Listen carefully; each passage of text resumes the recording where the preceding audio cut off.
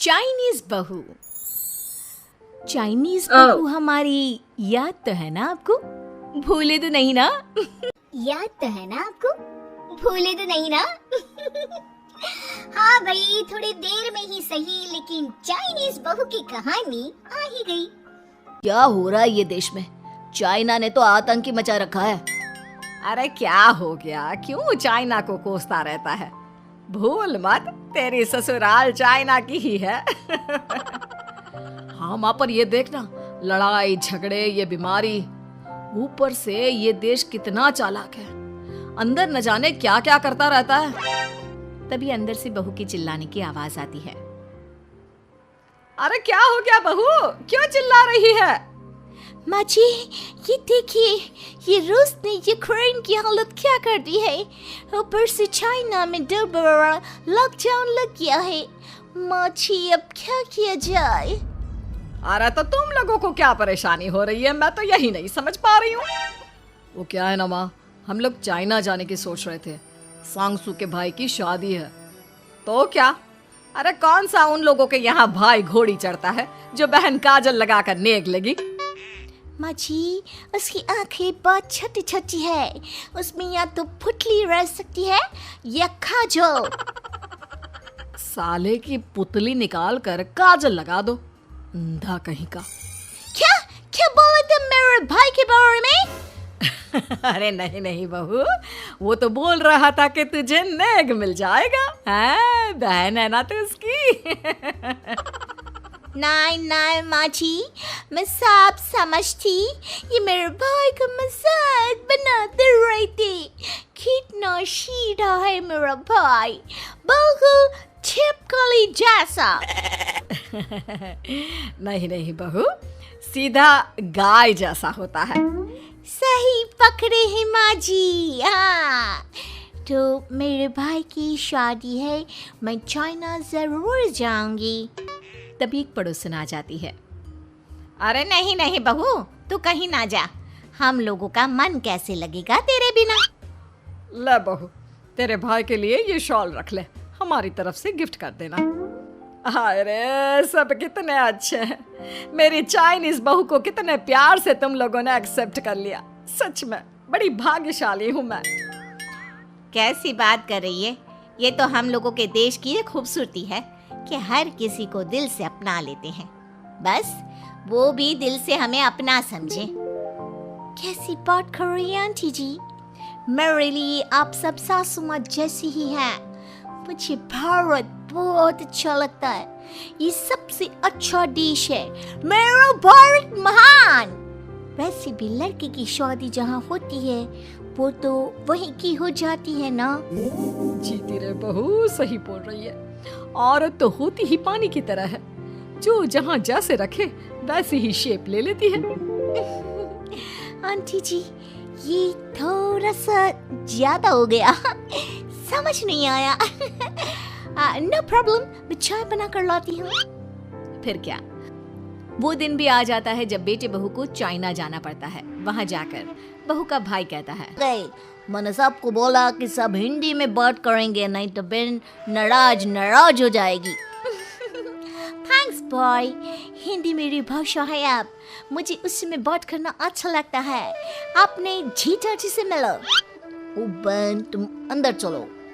सभी बहू को अंदर लेकर चले जाते हैं, लेकिन सांगसू का पति, वो तो बेचारा चाइना के ससुराल के आंगन में अकेला खड़ा रहता है। काफी देर तक जब कोई उसे नहीं पूछता तो वो माँ को घर पर फोन करता है। हाँ बेटा, पहुँच गए ना कुशल मंगल? हाँ माँ, लेकिन सांगसू पता नहीं कहाँ है, वो तो अंदर गई है, तब से बाहर आई ही नहीं। अरे कैसी बात कर रहा है? तो तू अंदर चला जा, तू बाहर क्यों है? अरे दामाद है तू वहाँ का, उन लोगों ने तुझे बिठाया, चाय पानी कुछ नहीं पूछा? नहीं ना माँ। तभी सामने से सांगसू आती है। क्यों आप अभी तक तैयार नहीं हुए? और ये बैग लेकर क्यों कमरे से बाहर आए? इसे वहीं रख देते। कमरा? कौन सा कमरा? अरे कैसी बात कर रही हो? जब से तुम अंदर गई हो मैं बाहर ही तो खड़ा हूँ। बहू को बहुत हैरानी होती है और गुस्सा भी आता है। तभी उसका भाई और माँ आ जाते हैं। और सांगसू, अंदर खाना लग गया है। पहले ये बताओ कि मेरे पति को किसी ने खाना या पानी क्यों नहीं पूछा? वो भारत से ससुराल पहली बार आया है, वो भी मेरे कहने पर। उनकी इज्जत क्यों नहीं की? देख बेटी, तूने जबरदस्ती जिद में शादी की थी तो हम लोगों ने कर दी, लेकिन अब तुम ये सोचो, पूरी चाइना में मैं इस इंडियन को अपना दामाद बताऊं? So sorry. हाँ संगसू, और तुम भी चुप रहना, नहीं तो वो लोग मेरी शादी तोड़ देंगे। ओह, ऐसी बात है। कोई बात नहीं, मैं बाहर होटल में रह लेता हूँ, तुम वही करो जो ये लोग चाहते हैं। कैसी बात कर रहे हो? शादी के बाद पति जैसा भी हो, जो भी हो, पति होता है। वैसे भी तुम्हारे पूरे परिवार ने, सबने बिना सोचे मेरा साथ दिया, मुझे एक्सेप्ट किया और प्यार किया। मैं अपने देश में आपको अकेला कैसे छोड़ सकती हूँ?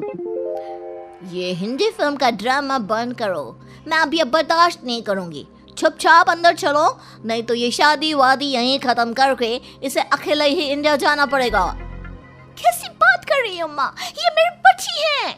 है नहीं था, हम लोगों ने यहाँ वकील को बुला लिया है, जिसके बाद अब तेरा तलाक करा के हम यहाँ के चाइनीज लड़के से तेरी शादी करा देंगे। अरे कैसी बात कर रहे हो?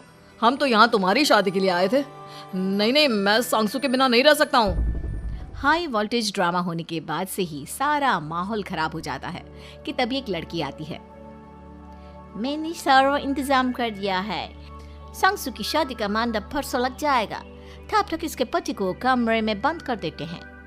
सभी सांगसू के पति का हाथ बांधकर उसे कमरे में बंद कर देते हैं। ये क्या कानूनी है? आप लोग मेरे पति के साथ ऐसा नहीं कर सकते हैं। मैं किसी से शादी नहीं करूंगी, ये साफ बात है। पहले मैं अपनी शादी करूं, फिर तेरी भी शादी करवा दूंगा। सब कुछ तय हो जाता है, भाई की शादी हो जाती है। फिर वो दिन भी आ जाता है जब सांगसू की शादी वो लोग जबरदस्ती करने के लिए उसे मंडप पर ले जाते हैं। ऐसा मत करो, ये मेरी बीवी है। मैं किसी से शादी नहीं करूंगी। कैसे नहीं करेगी शादी? शादी तो तेरा बाप भी करेगा। हो, मैं करूंगा शादी। प्लीज कोई मेरी शादी किसी अच्छा औरत से करवा दे। चुप, बिल्कुल चुप। फिर माँ सांगसू और उसके पति से कहती है,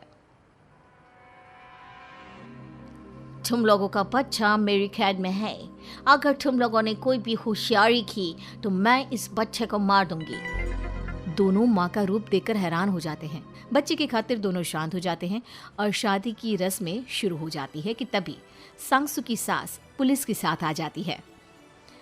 माँ, ससुर माँ आ गई, मेरी माँ आ गई।